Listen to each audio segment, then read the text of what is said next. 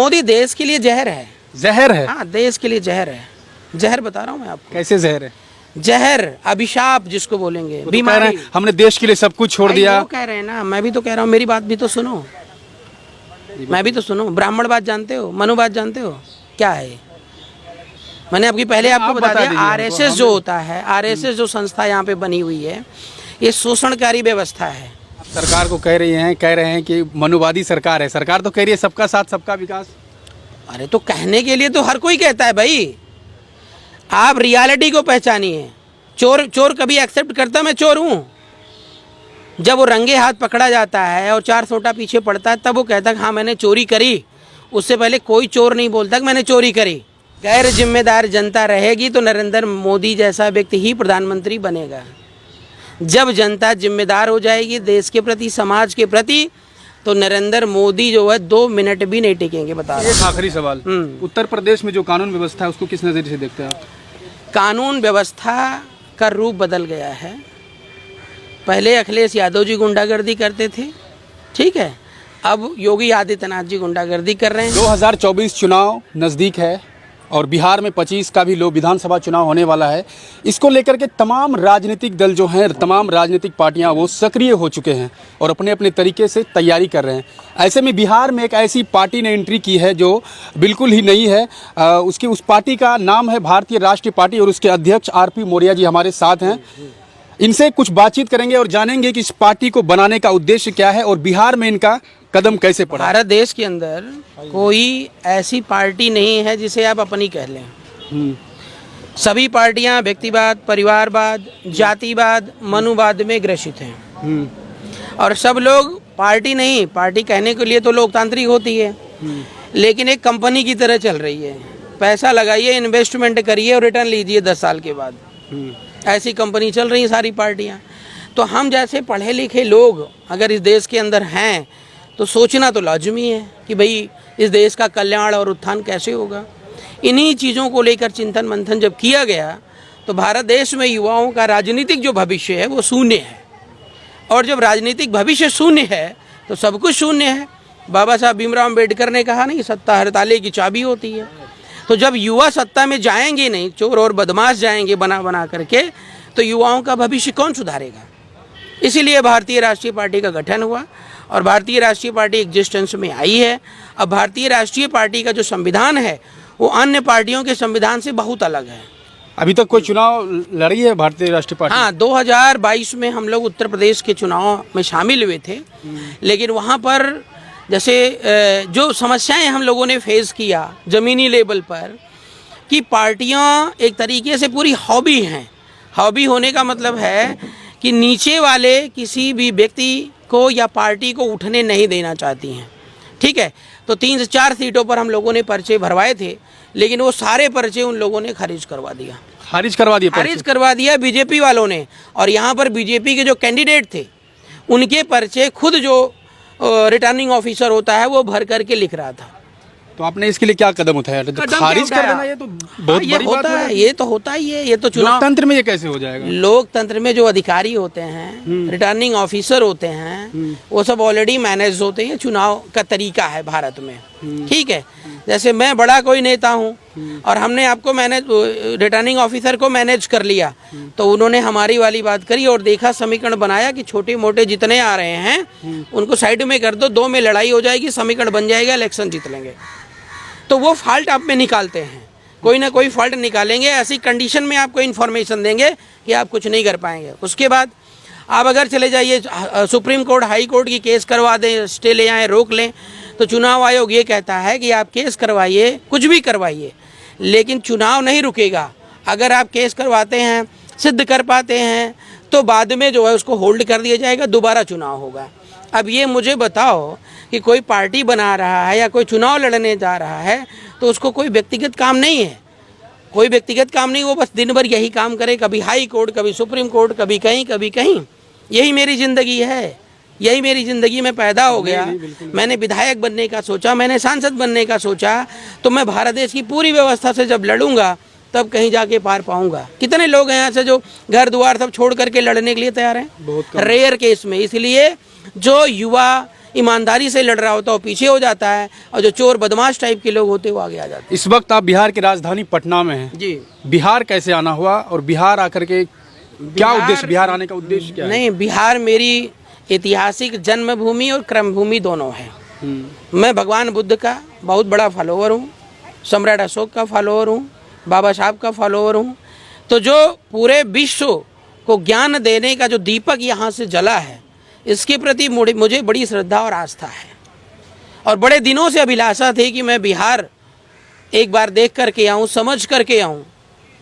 और जबकि मैं यहाँ पर आया तो कोई ऐसी ऐतिहासिक धरोहर देखने नहीं गया, जनता के बीच में गया, क्योंकि मेरी अभी ज़रूरत जो है वो कहाँ पर है, मैं उसको देखना चाहता हूँ। जनता के बीच जाकर आपने क्या अनुभव किया? अनुभव यही किया, अभी तो मैंने आपको बताया भी इससे पहले भी, कि जो है जनता पूरी तरह अस्त व्यस्त और परेशान है। जो सरकारी योजनाएं हैं ज़मीन तक एक भी नहीं है, कहीं चोरी है, कहीं बदमाशी है, कहीं अपहरण है, मार काट, हत्या, बलात्कार, ये सब चल रहा है लगातार। और बेरोजगारी चरम पर है, महंगाई चरम पर है, शिक्षा 0 बटा सन्नाटा है। जो सरकारी स्कूल के टीचर हैं उनसे अगर जनरल नॉलेज के बारे में या वैसी जानकारी आप ले लीजिए तो कुछ नहीं, मतलब कुल राम भरोसे चल रहा है।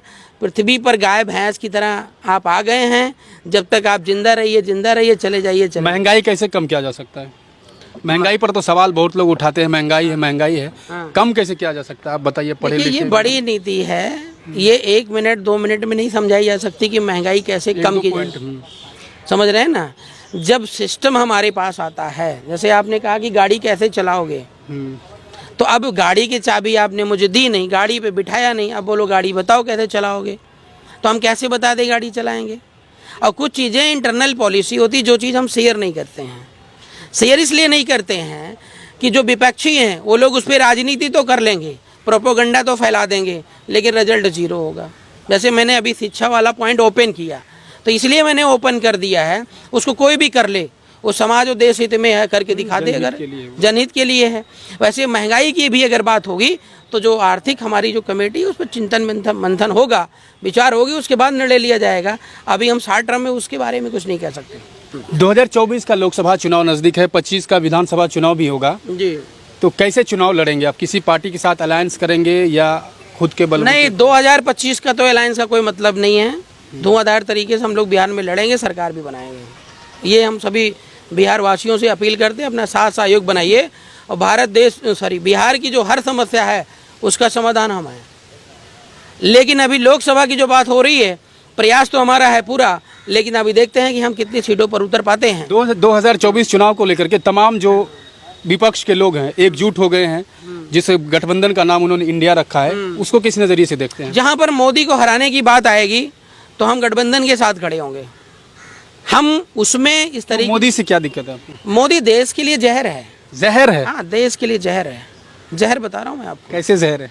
जहर, अभिशाप जिसको बोलेंगे, बीमारी। हमने देश के लिए सब कुछ छोड़ दिया, वो कह रहे हैं ना, मैं भी तो कह रहा हूँ, मेरी बात भी तो सुनो, मैं भी तो सुनो। ब्राह्मणवाद जानते हो, मनुवाद जानते हो क्या है?